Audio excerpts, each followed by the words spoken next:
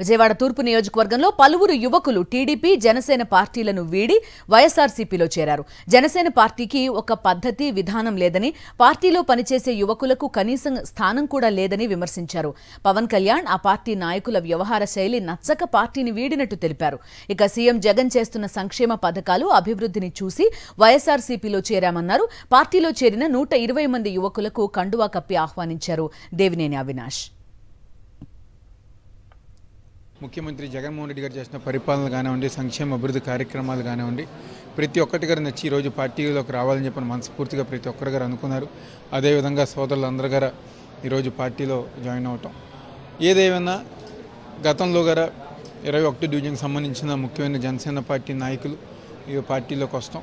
అంతకుముందు గారు ఈరోజు జనసేన పార్టీలో పనిచేసిన వాళ్ళు కానివ్వండి, తెలుగుదేశం పార్టీలో పనిచేసిన వాళ్ళు కానివ్వండి, ప్రతి ఒక్కరు గారు జగన్మోహన్ రెడ్డి గారు ఒక నాయకత్వం నచ్చి ఆయన చేసిన సంక్షేమ అభివృద్ధి కార్యక్రమాలు ఈ రాష్ట్రం ముందుకు వెళ్ళాలంటే ఆయన వల్లే సాధ్యమవుతుందని చెప్పి ఒక మంచి ఉద్దేశంతో ఈరోజు నాయకులు కార్యకర్తలందరికీ వైఎస్ఆర్ కాంగ్రెస్ పార్టీలో జాయిన్ అయ్యి వాళ్ళందరికీ మేము మనస్ఫూర్తిగా స్వాగతం పలుకుతూ